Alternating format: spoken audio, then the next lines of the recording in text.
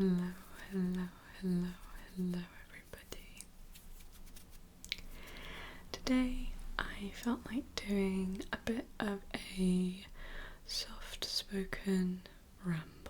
I thought it would be nice to just kind of sit down and talk to you for a bit about whatever comes to mind. Maybe a bit about my life, maybe a bit about things that I've been thinking recently. I don't know, we're just gonna roll with it. It's just gonna be a really calm video. We're just gonna chill together. So, where to begin? Shall we begin with the lighting? So I've been experimenting with my lighting quite a lot recently because I wanted the projector to be more visible, less like washed out. So I've been experimenting with exposure levels and moving my ring light and all that kind of stuff, and I don't know if it's perfect. I've gone maybe too far the other way, like before I was too washed out and now I'm not enough, but I'm kind of figuring it out, and we'll just see how that goes, I guess. I am pre-filming this quite early, so I got married 2 weeks ago, almost 2 weeks ago, whereas when you see this I will have already been on the honeymoon, which is really interesting to think about. But I'm very excited for the honeymoon, going to America. I've never been to America before.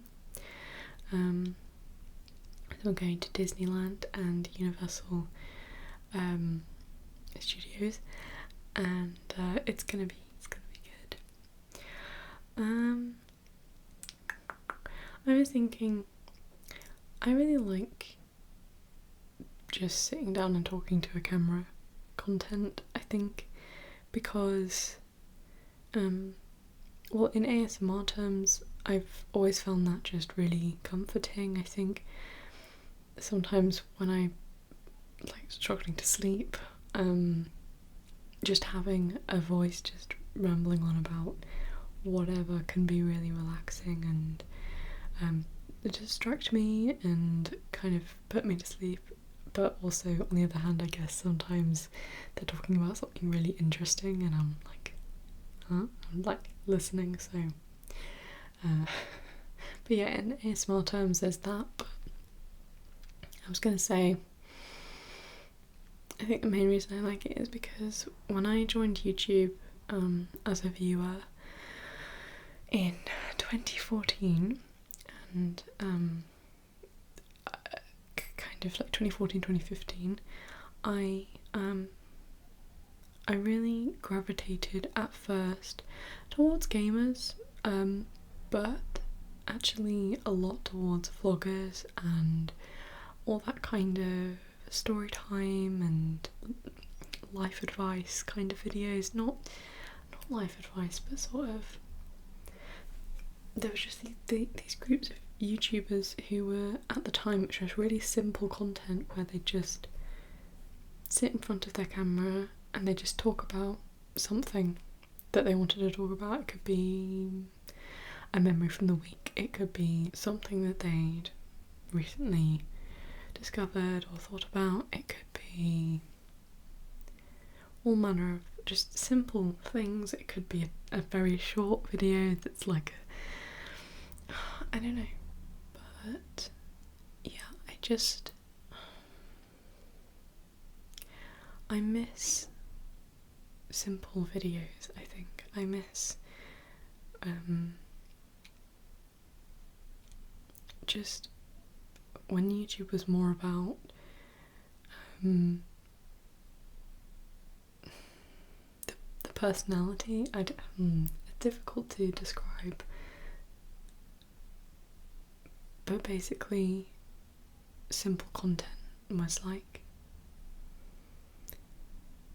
it's just hard now because everyone has to be bigger and better now than the last big creator, and like then it all has to be like new original concepts, ideas, bigger and more expensive and all that kind of stuff. And I like that content. I'm not saying I don't enjoy content that's very new and exciting and extravagant, but I do miss a YouTuber sitting on their bed and just talking to you. And I know that that's also like, I guess in some cases it didn't work out so well. Like, it turns out that YouTuber is not really, it's difficult when they're selling you their personality and you know, they may be just lying about their personality. I don't know, it's all a bit complicated, but like, there were plenty of simplistic YouTubers who were just nice, you know, and genuinely enjoyed doing what they did, but now they're not going to get obviously as many views, but I just miss sit down, talk to you kind of videos. And I guess I appreciate that it's still a thing in the ASMR community, and I appreciate doing it myself, so here we are. I mention this because obviously that is what I'm doing today, but also I've just been watching some Emma Blackery, who's one of my favourite YouTubers, and she did this video a few months ago, I think, where she was talking about this and how content has evolved in the past 10 years, and I was like, yeah, it's weird how fast it's moved on. Definitely check her out, by the way. I guess she's one of the YouTubers I mean when I'm talking about sit down, talk to your camera type YouTubers, you know. She still does that, really, but obviously less frequently and less, I don't know, it's just a different climate now on YouTube. Sounds very dramatic. I just mean content has evolved in the past however long, and that's good. Change is good, and yeah, I wouldn't not have the change. I just miss what used to be, so yeah, I'm just glad to be making that kind of content, and also there are still people who produce that kind of content, and that makes me very happy. But yeah, just kind of an interesting thing. I actually have a video in the works, in the planning stages. It's a bit more advanced for what I usually do, but it kind of ties into this whole. Anyway, I'm not going to say too much because I don't want to put that pressure on myself, and also I kind of want to keep it a bit of a surprise. Hopefully I manage to do it soon. It's going to be a bit complicated though, so we'll see how it goes, but yeah. Okay, what else? I have lots to talk about that I could talk about. I'm just trying to remember what they all are. Oh, I've got a good one. In the run up to the honeymoon, because we're going to, my hair's doing a weird thing, because we're going to Disneyland, we're watching a bunch of Disney movies this month. So we're just watching a movie every day basically, and it's been good. Yesterday we watched The Haunted Mansion, which had not seen before, but it was pretty funny. I like Eddie Murphy. Yep. It's kind of fun, and it had Nathaniel Parker in it, which I was not expecting, and basically he plays the most infuriating villain in the BBC show Merlin. I can't deal with him. I genuinely. Anyway, so he's a really well written villain. I will say that he's a great villain, but it's just that he's so. It's just he does what a villain's meant to do, I guess. But anyway. Now's not the time for getting angry, now is the time to be relaxed. So, interesting to see him play a different kind of role. I did enjoy his character, and I tried not to hold any grudge against him. The character, not the actor. Obviously the actor's fine. I was just like looking at that character like, I don't trust you. Anyway. So that's been good. What have I been doing lately? I guess I've just been resting after the wedding, you know, it's very tiring, it's great, brilliant, best day ever, but it did leave me exhausted for quite a few days after, and I'm just now kind of picking up where I left off in terms of productivity. I have quite a few videos to edit that I definitely need to get onto soon. But I have been gaming as well, and Star Stable still. I'm still in a big Star Stable mood. And yeah, just that kind of stuff.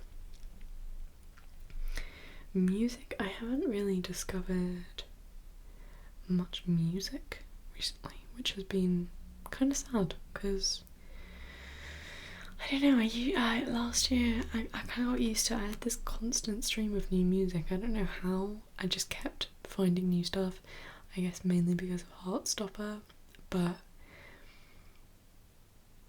I don't know, I'm not getting any new music this year so far really. I've got a couple of tracks, but it's not great. But oh well, listening to older stuff is still fabulous. I love it.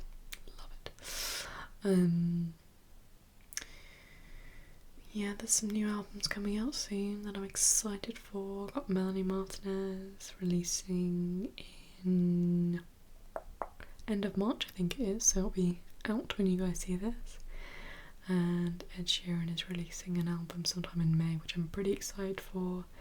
I think it will probably be one of my favourites of his. I'm predicting that. So actually I should lower my hopes. I don't want to get my expectations too high because I don't know, it's not a good thing to do. He's one of my favourite artists, but still, don't raise them too high. What else is there? I started a FNAF rewatch pretty much immediately after I finished a FNAF rewatch because I watch Markiplier's FNAF series all of the time. I think I don't know why I'm feeling so nostalgic today, but I just remember watching it for the first time, and every time I watch it now, it just takes me back to then. Five Nights at Freddy's is a big kind of thing in my life. I don't know, it's I definitely go through phases of it, that's for sure, but it really makes me think of I don't think I knew about the game until the third one came out. I think the third one, one of my YouTubers played the third one, and then I went and found more people playing it, and I think I discovered Mark by then, possibly. So I then watched him play it. But I remember watching the fourth game as he was posting it, like he hadn't finished the series of it yet when I started watching his FNAF series, so I wasn't there from the beginning, that's true, but when I did go back and watch all of those videos as the fourth game videos were being released, so it really takes me back to it's not that it takes me back to a time in my life that I miss, because I don't miss it. I really prefer where I am now a million times more, but I kind of get this sense of, I mean, nostalgia. I guess it's just nostalgia of, even though it wasn't that long ago, of course, but it just makes me think of watching it for the first time and kind of the joy and the kind of wow factor of seeing it for the first time and not knowing what was coming, just crazy. Anyway, yeah, Five Nights at Freddy's 4 is my favourite FNAF game. I'm too much of a coward to play them. I have played the first a bit. I've got to night 4. I haven't completed night 4. that's because I get too scared and I play very badly. In theory, I know what I should do, but I am literally too scared to do it. So, yeah, but yeah, Five Nights at Freddy's 4 is my favourite. I just think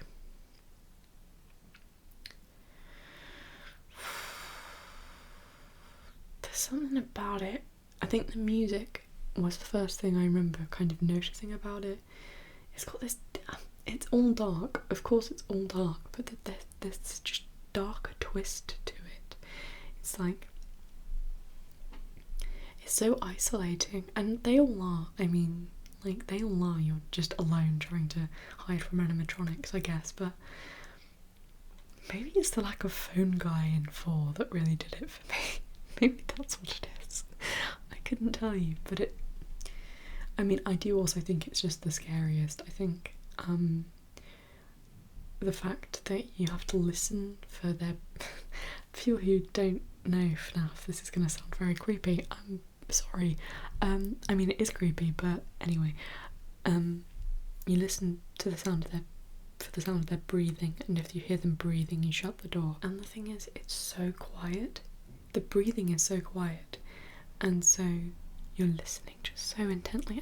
I haven't played it, but like, I'm listening with the YouTubers I've watched play it, and I'm just like, I don't hear it. I think it might be there, but I don't hear it. And then it's like the loudest jump scare. I mean, I don't know how good it is for the ears to actually play that game, because you have to have the volume. Anyway, it's like almost silence to a very loud noise, and the full-on visuals, and the animatronics in that game, the design of them is so horrifying. I actually really, they're probably my favourite animatronic designs. I just think they are like the most nightmarish thing ever. I can't. Anyway, so yeah, I think the fact that you really, you know, it's you who, if you mess up, then that really is it. It's not, I think Mark said this as well, like, it's not as luck based as the other ones. I don't know if it is luck based at all, actually. I'm not too sure about that, but the other FNAF games, you do, it's a lot of skill, but there are some luck elements that come into play later on in the game, especially. So I think the fact that you really, it's your fault. If you get jump scared, it's your fault. I think that's a really good mechanic to have in the game, and the sound design of FNAF is genuinely, I love it so much. I think the sound design just makes it what it is. It makes it creepier, it makes it more scary, and it makes it kind of, see, my hair is just doing the weirdest thing. I don't know what it's attempting. It's just so good. I don't know, but FNAF 4 especially, that sound design of the music is gorgeous. It's so creepy and it's lovely. It's like, it's creepy, but it's kind of, it's also hauntingly gorgeous. I don't know. And then you've got the sound design of the jump scare, silence, breathing, whole thing, and the little sounds like pots and pans and dog barking, all that kind of stuff just leads in, a little tiny little the noise that Foxy makes in the cupboard, and the little things on the bed, little Freddy's, all that kind of stuff. Just everything, just all of FNAF has great sound design in my opinion, and like really interesting music and all that kind of stuff. But I just think, for me, FNAF 4 just combined everything the best. I just, as you can tell, I love that game. But anyway, I'm rewatching it at the moment. I'm currently on game 4, and actually I've taken a little break from it to watch some Emma, because I don't want game 4 to end, and I know I can always rewatch it, but I get to the end of it and I'm sad, and listen, Sister Location comes after it, and I love Sister Location. It's an amazing game. It's so interesting, it's so different, but I just get a little bit sad before I remember how good Sister Location it is. I just get a little bit sad, but anyway. Yeah, I should stop talking about Five Nights at Freddy's. What else is there? Reading. That's what else I do in a day. I'm reading something I can't talk about right now. It's an advanced reader's copy, and I won't say anything about it. It's just something that I'm reading. But it's quite a long book, and I've been busy, so I haven't finished it yet, and I'm like, oh my goodness, my to be read pile is just growing and I'm not getting through it, and that's been a little bit intimidating recently, just a tiny bit, but I know it'll all be fine once I finish this book, which I'm really enjoying, by the way. I will probably race through quite a few because I am a little bit busy. I've got editing to do, and obviously I've got a honeymoon coming up, but I think I'll have a lot more time for reading now that I'm married, now that I'm not planning a wedding. I think I'll have a lot more time for reading, so I should be able to catch up, but I've just been looking at my pile like, oh dear. But yeah, I'm looking forward to, should I admit this? I'm gonna read, after this advanced reader's copy, I'm gonna read To All the Boys I Loved Before, which is gonna be a guilty pleasure, probably. If I enjoy the book, it's definitely gonna be a guilty pleasure, because, okay, I guess, of course, absolutely no offence intended if you really love this series and like you think it's like amazing, like we all have our own tastes, like I'm absolutely not dissing your tastes or anything like that, but I just know that it's in like this trashy romance kind of category.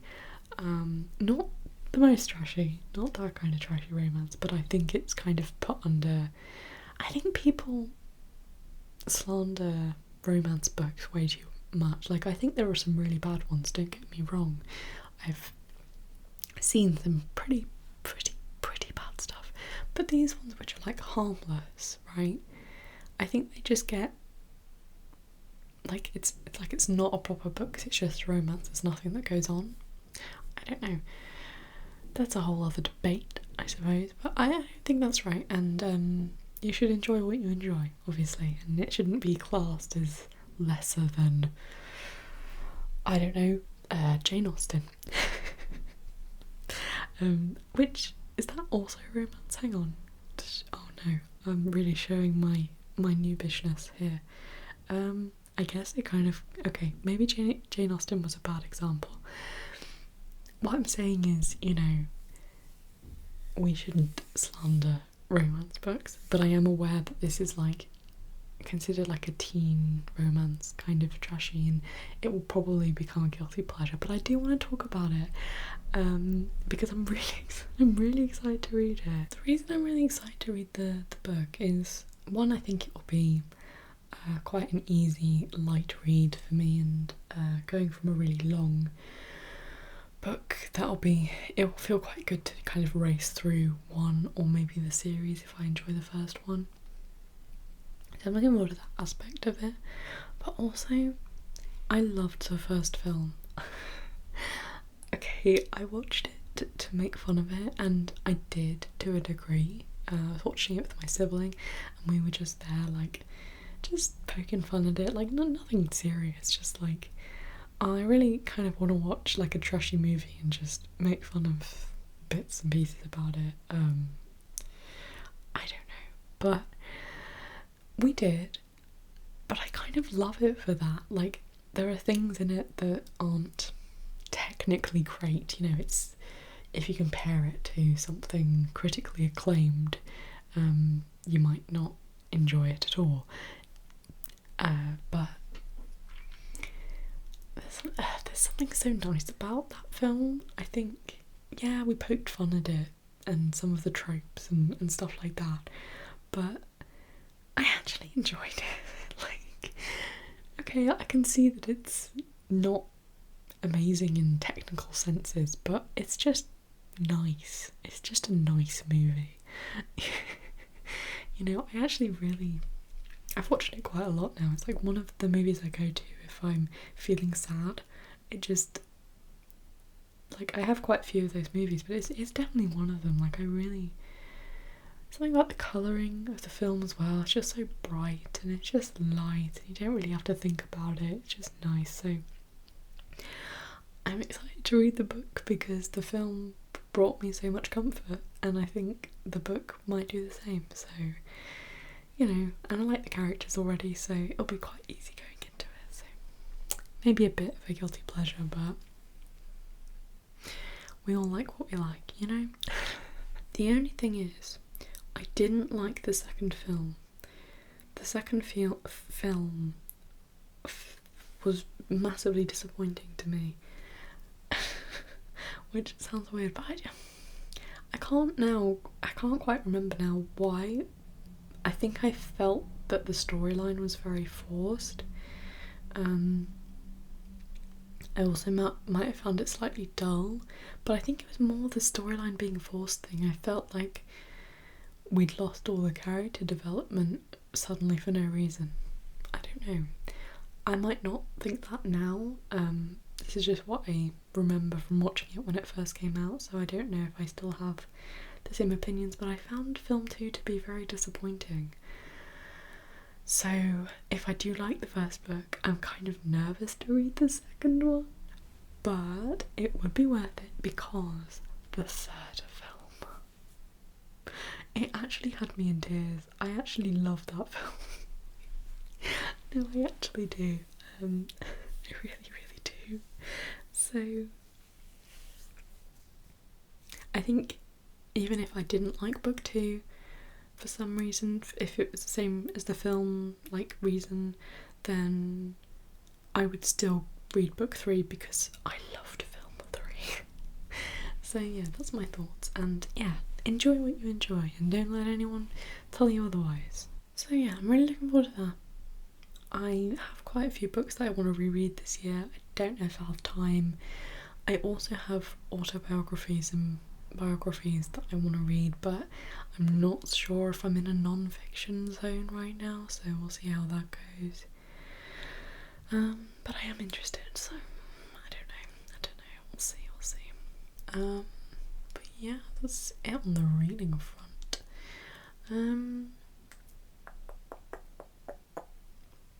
Let's see if we can find one last topic to talk about before I talk your ears off completely. Oh, I found something I can talk about briefly. I woke up at 5:40 this morning. There was no reason why. I did not have an alarm or any. I just woke up, and I'm literally such a heavy sleeper. I never wake up. Once I'm asleep, I never wake up. So like, I was so confused. I woke up and I was just like, I am wide awake right now. So I actually got up. So I've been up since 5:40 this morning, which feels really weird. It's now almost 12 p.m. And it just feels really weird that I woke up at 5:40 when it was still dark. Just a weird feeling, very surreal.